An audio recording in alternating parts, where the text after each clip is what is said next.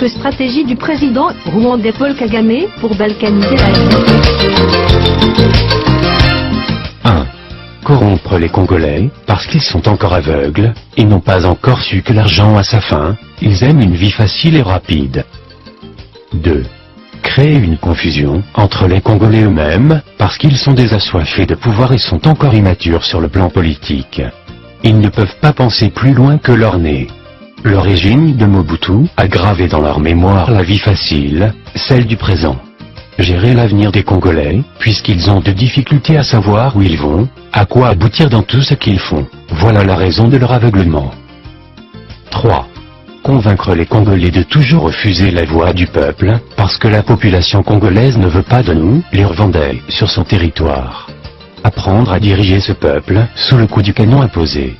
Lorsqu'ils s'opposent, tuer certains d'eux et les restes, pourront procéder à une involontaire reddition.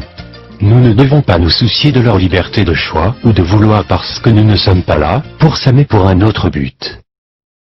4. Convaincre les Congolais toujours de ne pas penser à leur nation, leur patrie. Lorsque nous leur parlons, leur montrer qu'à partir du projet que nous entreprenons ensemble, ils deviendront riches, ils achèteront des véhicules, maisons et ils seront bien. Ils oublieront qu'à partir de leur pays, ils ont plus que cela. Toujours les distraire avec la musique, les belles femmes et la bière.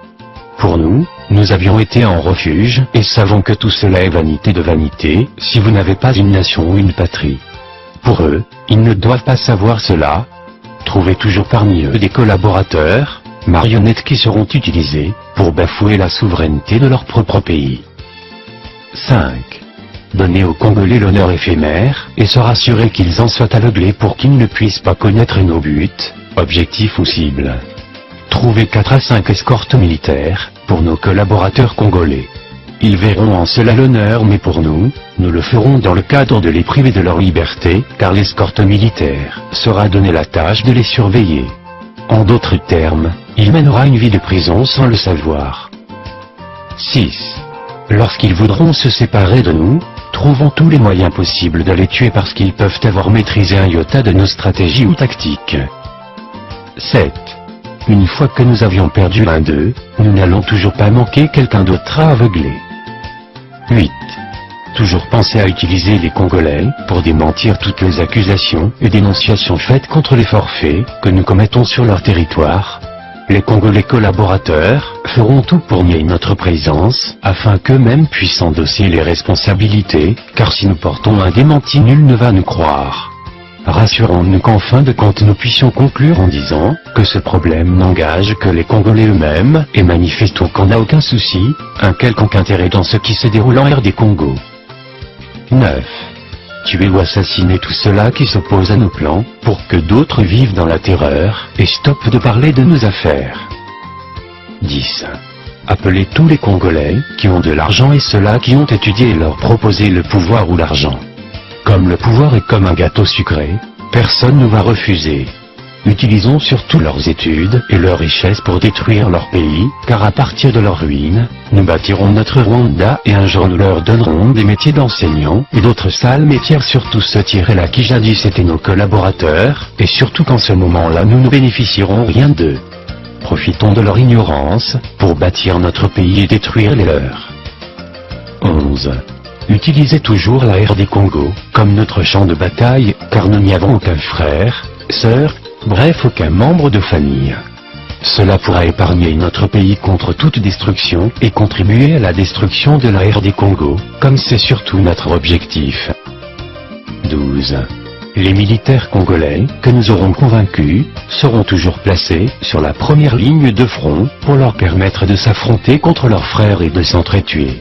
Cela pourra nous permettre de sauver la vie de nos militaires, car notre souci n'est que de les anéantir complètement et surtout de tuer d'autres sur le plan politique.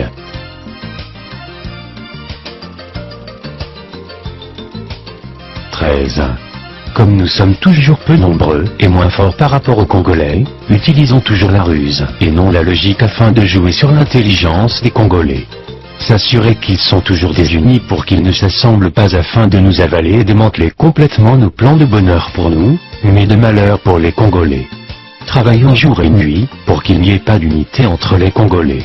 cherchaient toujours à embourber ou salir leurs leaders, en les ralliant à nous pour qu'ils deviennent impopulaires, et finir leur carrière politique dans le vide. Quant à nous, nous serons toujours rassurés, que l'arme est là pour les diriger par la force. 14. Rassurons-nous que les Congolais sont plus forts que nous, mais il manque seulement l'unité. Leur État est bien connu comme riche en ressources naturelles et minérales, mais faisons tout pour qu'ils ne puissent pas en bénéficier. Lorsqu'ils ont gagné un peu d'argent provenant de leurs minerais, proposez le marché d'armes, pour que nous puissions négocier avec des pays fournisseurs, afin de voir comment y gagner des commissions dans la quantité à approvisionner. Une fois que le stock d'armes est disponible, leur montrer que nous avons des troupes à les aider et l'on discute le paiement, pour envoyer les militaires au champ de bataille en leur inculquant une autre idéologie différente de motivation des Congolais. Placez toujours les militaires congolais sur la ligne de front, afin de ne pas perdre nos propres frères, pour qu'ils s'entretuent eux-mêmes. Cela réduira leur force, et nous donnera un jour la chance de dominer complètement sur eux. Une fois sur le sol congolais, dirigez en maître absolu, et oubliez celui-là qui vous a appelé car il est d'avance faible militairement par rapport à vous. 15.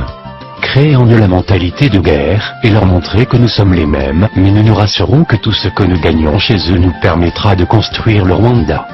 Tout ce que les Congolais collaborateurs achèteront au Rwanda, laissez-les paisibles comme nous sommes encore dans les mêmes business, mais une fois que nous n'avons rien de commun avec eux et qu'ils ne peuvent plus nous être utiles, montrez-les que leurs biens achetés au Rwanda entrent dans la catégorie des biens mal acquis, et d'office les confisquer.